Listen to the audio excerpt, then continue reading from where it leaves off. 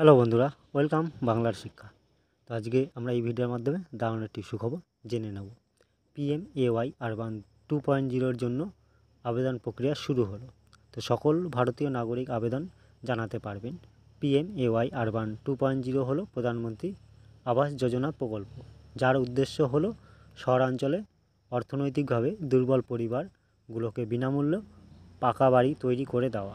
তো PMAY urban 2.0 উদ্যোগে ভারত সরকার সমগ্র দেশ জুড়ে 1 কোটি পরিবারকে পাকা বাড়ি তৈরি করে দেওয়ার পরিকল্পনা গ্রহণ করেছে। তো পূর্বে পরিকল্পনাগুলির মাধ্যমে সমগ্র ভারতবর্ষের জুড়ে 1.18 কোটি বাড়ি অনুমোদিত হয়েছিল, যার 95.5 লক্ষের বেশি বাড়ি ইতিমধ্যেই সুবিধাভোগীদের কাছে হস্তান্তর করা হয়েছে। বাকি ঘরগুলো খুব শীঘ্রই হস্তান্তর করা হবে।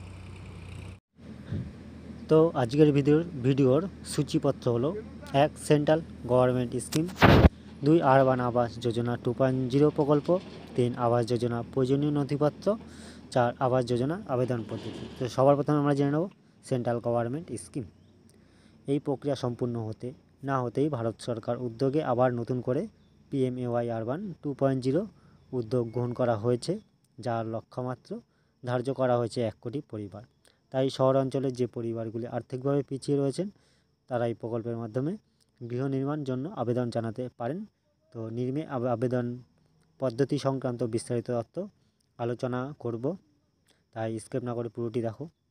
তো এরপরের যেটা আরবান আবাস যোজনা 2.0 প্রকল্প সম্বন্ধে আমরা জানব।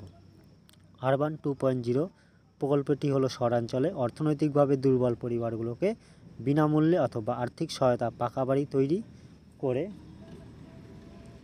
দেওয়া।